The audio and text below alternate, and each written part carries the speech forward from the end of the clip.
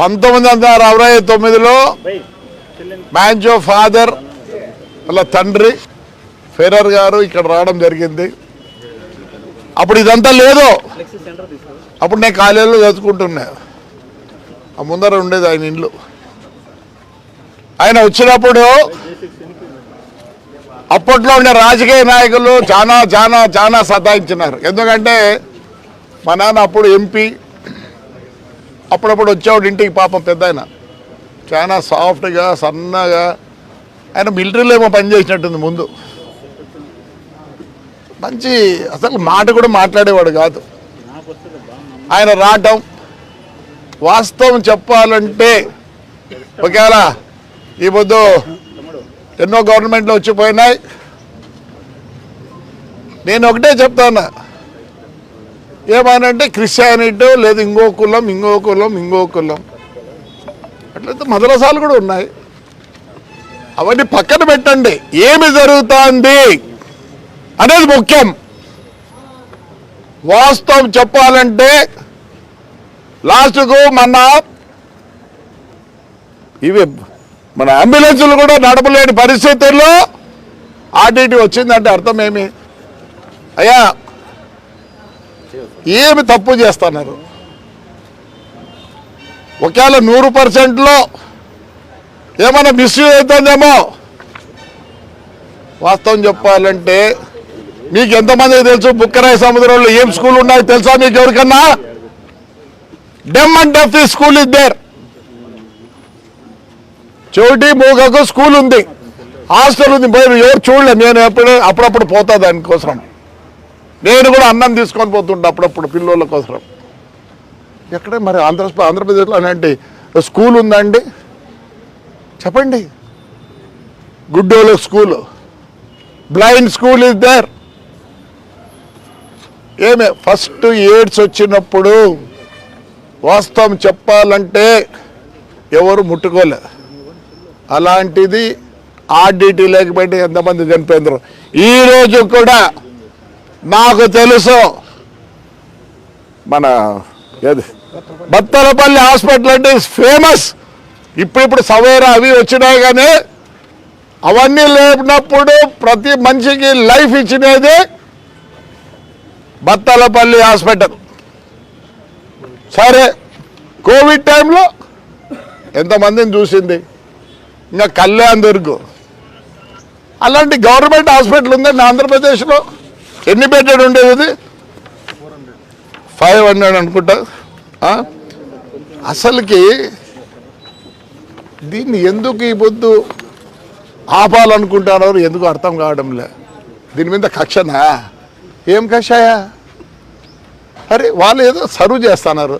ఎవరో నాకు చెప్తాండ్రి, ఎక్కడో శ్రీశైలంలో చెంచులకు కడితే ఇది కట్టినారు, చర్చ్ కట్టినారు. అయ్యా మీకు తెలుసా దాంట్లో నాకు సంబంధం ఉంది. ఆ రోజు లా మినిస్టర్గా ఉండే మన ఆత్మకూరు ఎమ్మెల్యే పేరాస్ ప్రతాప్ రెడ్డి గారు ఆ రోజు నా ఇంటికి వచ్చి ఈడికి వచ్చినాడు. నన్ను రమ్మంటే నేను రాలే. సార్ నా కాన్స్టిట్యున్సీలో ఇండ్లు లేవు, ఏమీ లేవు, ఎలా అయినా సరే మీరు వచ్చి చేయాలా. చెంచుల కంటే కట్టినారు కానీ ఆడ ఎవరు చెంచు కట్టే దానికి ఎవరేం చేస్తారు? ఇవన్నీ వద్దు దయచేసి. ఈ సంస్థ పోయేదానికి లేదు. పోతే ఎవరు బాధపడేది? ఎస్పెషల్లీ అనంతపూర్లో ఉండే ఎన్ని చెక్ డ్యాములు కట్టించినారు. మన గవర్నమెంట్ కట్టించిన చెక్ డ్యామ్ ఒక్కటి లేదు, వీళ్ళు కట్టిన చెక్ డ్యామ్ ప్రతి ఒక్కటి ఉంది ఈ రోజుకి. ఎస్పెషల్లీ నా కాన్స్టిట్యున్సీలో ఎలాంటి చెక్ డ్యాములు కట్టినారంటే పెద్ద ఊరుగురు అక్కడంతా ఈరోజు నీళ్లు తాగుతున్నారు మా వాళ్ళంటే ఈయన పుణ్యం, ఆర్డిటి పుణ్యం. దయచేసి ప్రతి ఒక్కరు దీంట్లో స్పందించాల్సిందే. పార్టీ వైజ్ చెప్తా, జగన్ పీరియడ్లో అందరు గజగజలో ఆడినారు, కానీ ఆ రోజు ఆయన పాదయాత్రలో వస్తే లోపల వచ్చి మీటింగ్ పెట్టినాడు. అంటే వీళ్ళకు రాజకీయం కూడా లేదు, ఎవరు వచ్చినా ఒకటే, ఎలా ఉన్నా ఒకటే. కానీ ఈ సంస్థ పోయిందంటే మటుకు దయచేసి చెప్తానా, అనంతపూర్ డిస్ట్రిక్ట్కు లాసు. ప్లీజ్ దయచేసి ప్రతి ఒక్క అనంతపూర్లో డిస్ట్రిక్ట్ ఉండే ప్రతి ఒక్కరు దీన్ని కాపాడుకోవాలి. మనమందరం నాయకులు మాట్లాడుకొని ఖచ్చితంగా చంద్రబాబు నాయుడు లోకేష్ బాబు దగ్గర పోయి ఢిల్లీ వరకు పోవాల్సిన పరిస్థితి. నష్టపోయేది అనంతపూర్ ప్రజలు. దయచేసి చెప్తున్నా, అసలు స్టేడియాలు ఎక్కడ ఉన్నాయా? ఇప్పుడుండే ఎక్కడైనా ఒక్క స్టేడియం ఉందా చెప్పండి. ఆ విశాఖపట్నంలో ఒక స్టేడియం ఉంది. ఇక్కడ నాదల్ అంటే ఆయన టెన్నిస్ ప్లేయర్, పెద్ద అతను వచ్చి ఇక్కడ ట్రైనింగ్ ఇస్తున్నాడు. మడకసిరిలో మొన్న మొత్తం గేమ్స్ పెట్టేదానికి ఒక యూనిట్ పెట్టండి. నేను అడిగిన, కొంచెం మా ఊర్లో పెట్టంటే నీ ఊరు బాగుంది పో, ఇలానే నీ ఊరు బాగుంది పో. మడకసిరిలో ఏంది లేదన్నా, కనీసము బ్యాటు బాల్ అంటే కూడా తెలియదు, ఫుట్బాల్ అంటే తెలియదు, హాకీ అంటే తెలియదు. అక్కడి నుంచి నేను ఇంప్రూవ్ చేయాలన్నాడు. చెప్పండి, స్టేడియం ఉందా అనంతపురానికి? ఈ స్టేడియం లేకపోతే ఈరోజు ఆ సల్దారా స్టేడియం ఎవరిది ఏమనంటే పోలీసు వాళ్ళు అంటారు. నిన్న మొన్నటి వరకు వాలీబాల్ ఆడుతున్నారు. ఏం చేసినాడు ఆయన? ఎవరు కొత్త నుంచి ఇన్ఛార్జ్ వచ్చినా అంట, దాన్ని ఎత్తేసినాడు. అది ఎత్తేసి ఆడికి వచ్చింది మళ్ళీ ఆర్టీటీవే వాలీబాల్ ప్లేయర్లకు ఇది చూపిస్తుంది. దయచేసి ప్రతి ఒక్కరు ముందుకు రావాల్సిందే. నష్టపోతాం, అనంతపూర్ ప్రజలు నష్టపోతారు. దయచేసి అందరూ ముందుకు రండి. అసలుగా ఆర్టీటీ సంస్థతో బాగుపడిన వాళ్ళు ప్రతి ఒక్కరిని నేను ఇంటింటికి పోయి పిలుచుకొని వచ్చి దీన్ని సమస్య నిలబెట్టాలి. మనకు రాజకీయంతో అవసరం లేదు అయ్యా. బీజేపీ, వైఎస్ఆర్, తెలుగుదేశం, కమ్యూనిస్టు అందరూ మీరెవరో ముందుకు వచ్చి దీన్ని ఎలా తీసుకెళ్లాలా ముందుకనే ఇది మనం మాట్లాడుకోవాల్సిన తరుణం వచ్చింది. ఈ నిజంగా నాకు తెలుసు ఆర్టీటీ వాళ్ళు శ్రీలంక, నేపాల్ కూడా అప్లై చేసిన 2 years బ్యాకే. ఈ వ్యవస్థ పోయిందంటే చాలా బాధపడవలసి వస్తుంది. నేను ఎప్పుడు చూస్తుంటా, అసలు డెమ్ అండ్ డెఫ్ స్కూల్స్ ఉన్నాయా? డెమ్ అండ్ డెఫ్ స్కూల్స్ ఉన్నాయా? ప్రైవేట్ స్కూల్స్ ఉన్నాయా? వాళ్ళ కోసమే స్కూల్స్ ఉన్నాయా? లేవు. అందుకే నేను కూడా ప్రతిదీ ఎన్ని ఇండ్లు కట్టించినారు. అసలుకి నేను ఎప్పుడన్నా ఊర్లో లేకపోతే టెంకాయ చెట్లు కనిపిస్తాయి. ఓహో, ఇక్కడ ఆర్టీటీ వాళ్ళు ఇల్లు కట్టించారు. వాళ్ళు ఇల్లు కట్టిస్తే ఇల్లుతో పాటు చెట్టు కూడా వేస్తారు. ఈ వ్యవస్థ పోకూడదు, ఆర్టీటీ ఉండాలా. మరి అందరూ ప్రతి ఒక్కరు దీంట్లో కలిసికట్టుగా ముందుకు పోవాలనుకుంటే, ఆర్టీటీ ఉండాలనుకుంటే మనలో ఉంది. దయచేసి నేను సిపిఐ ఎవరో మన మీటింగ్ పెట్టినారు, నేను లేదు అటెండ్ అయిందో. సార్ దయచేసి no politics, we have to save RTT, it should stay here only. పోయిందంటే నష్టపోయేది అనంతపూర్ ప్రజలు. అసలు వాళ్ళ స్కూల్ బిల్డింగ్స్ అవన్నీ చూద్దామండి ఎలా ఉంటాయి, వాళ్ళ డామిటరీస్లు ఎలా ఉన్నాయో చూస్తారండి. మనకు ఎన్నో హాస్టళ్ళు ఉన్నాయి, ఏమో ఉన్నాయి. అసలు ప్రైవేట్ కాలేజ్ హాస్టల్లో కూడా అట్లా మంచి డామిటరీస్ లేదు, అంత మంచి ఫుడ్ బెటర్. అసలుకి నేను పోతుంటా, వాళ్ళు మూగోళ్ళు అయితే ఆ మూగి పిల్లలు అసలు మనం పోయినా ఉండేది అంత ఆప్యాయంగా. బ్లైండ్ వాళ్ళు డ్యాన్సులు చేస్తారు, చూసినారు వీళ్ళు అది అన్ని ప్రాక్టీస్ చేపిస్తారు బ్లైండ్ వాళ్ళతో. ఇంకా చెట్లు అంటారా, లక్షల చెట్లు నాటినారు. తాడిపత్రిలో వాస్తవం చెప్పాలంటే ప్రతి రోడ్లో ఇప్పుడు ఉండేటివి, మధ్యలో ఉండే రోడ్లో ఉండే ప్రతి చెట్టు ఆర్టీటీ చేసినది. మనం ఈ వ్యవస్థను పోగొట్టుకోకూడదు. ఆర్టీటీ ఎటువంటి పరిస్థితుల్లో అనంతపూర్ దాటిపోకూడదు. దయచేసి ప్రజల్లారా, నాయకుల్లారా ఏకం కండి. ఇది చెడ్డ వ్యవస్థ కాదు, చెడ్డ ఇది కాదు. చెప్పండి, కళ్యాణదుర్గంలో ఈరోజు కూడా మన గవర్నమెంట్ హాస్పిటల్కి పోదామనండి. అసలు సవేరాలో నేను ఎవరినో పేషెంట్లు 2-3 చేర్పించింటే మా చేత కాదంటే ఆర్టీటీకి తీసిపోయి వదిన బ్యాంక్ అడిగినా, డాక్టర్లు రావడం లేదు, మాకు కూడా స్పెయిన్ నుంచి అక్కడి నుంచి రావడం లేదు. నేను అడిగినాను అంటే మా ఊరికి వదిన డాక్టర్లు పంపి అంటే చేత కాదన్నా, చాలా అవస్థ పడుతున్నా.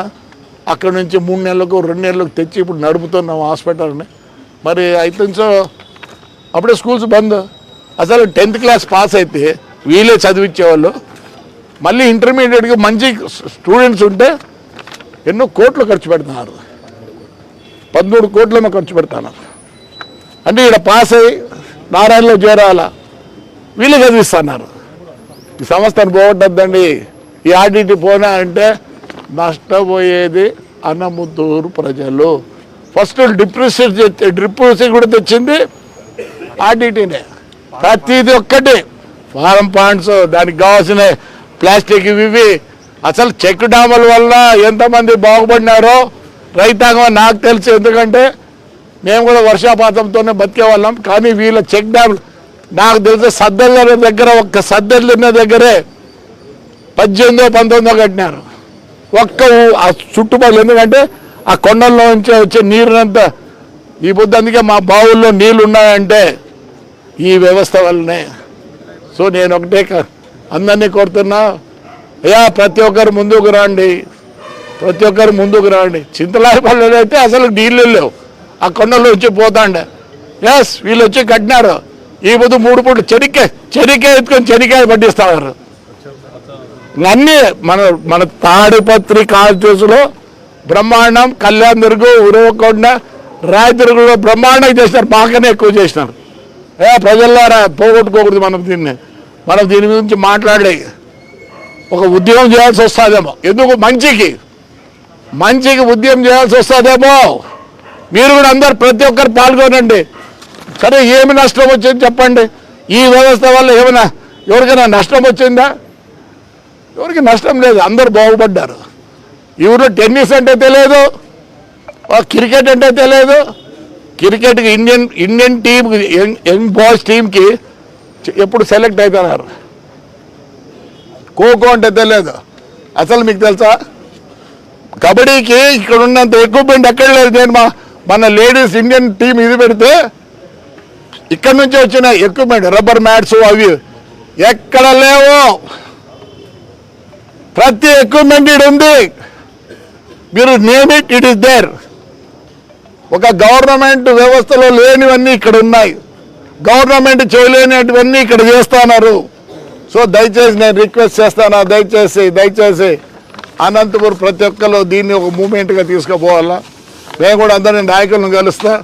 చంద్రబాబు నాయుడు ఇదంటే మన స్టేట్లో అయితే ఇవాళ చేపించిందేమో, ఇది సెంట్రల్ గవర్నమెంట్తో కొద్దిగా సంబంధాలు ఉన్నాయి. కాబట్టి we are going to request our Chandrababu Naidu and Lokesh. Chandrababu నాయుడుకి బాగా తెలుసు ఆర్డిటి గురించి, చాలామందికి తెలుసు ఆర్డిటి గురించి. మరి అనంతపురం ప్రజలు అందరితో మాట్లాడి ఇది బయటికి జారిపోకుండా చేసుకోవాలి. వాళ్ళకేముంది, వద్దంటారు. చెప్తున్నా కదా, Nepal, Ceylon already they are calling them. వీలుంటే డెవలప్ అవుతుంది. ఇది డ్రాట్ పోన్ ఏరియా, ఏమీ తెలియని ఏరియా. అలాంటిది కళ్యాణ్ దుర్గలో పోయి చూడుకోండి ఎలా ఉంటుందో. ఈ బుద్ధ చదువు వస్తుంది, డిసిప్లిన్ వస్తుందంటే ఒక ఆర్డిటి స్కూల్లోనే డిసిప్లిన్ ఉండేది, వేరే ఎక్కడా డిసిప్లిన్ లేదు. అందుకోసం నేను ఒకటే రిక్వెస్ట్ చేస్తాను అనంతపురం ప్రజలకి, sir we see that it doesn't go anywhere, ఇక్కడే ఉండాలా. ఎలా అయినా సరే మనం అందరు ప్రతి ఒక్కరు, నాకు తెలిసి ఆర్డిటిలో 69 నుంచి ఎంతోమంది చదువుకున్నారు, ఎంతోమంది మంచి పొజిషన్లో ఉన్నారు. మరి ఇది మనకు దీని వరం అన్న, దేవుడు వరం. ఇది నిజంగా దేవుడు ఇచ్చిన వరం. ఆ రోజు ఇక్కడికి వచ్చినాడు అంటే, ఆయన పెద్ద ఆయన వచ్చినాడు అంటే అర్థం ఏమి, దేవుడు పంపించినాడు ఆయన్ని. అయ్యా పో, చాలా కష్టాల్లో ఉన్నారు ఈ డిస్ట్రిక్ట్ అని చెప్పి ఆ రోజు ఆయన్ను ఆ దేవుడు పంపించినాడని నేను అనుకుంటున్నా. సో మీ అందరికీ నమస్కారం. ప్రతి ఒక్కరూ ఆలోచించండి. ఆర్డిటి పక్కకు పోకోకుండా ఇక్కడే ఉండేటట్టుగా మనం నెరవేర్చుకోవాలా. లేకపోతే నష్టపోయేది ఒక అనంతపురం డిస్ట్రిక్టే. వాళ్ళేం కాదు, వాళ్ళ వ్యవస్థ వాళ్ళు ఏదో చేయాలనుకున్నారు. చాలా దేశాలు పిలుస్తున్నాయి వాళ్ళని.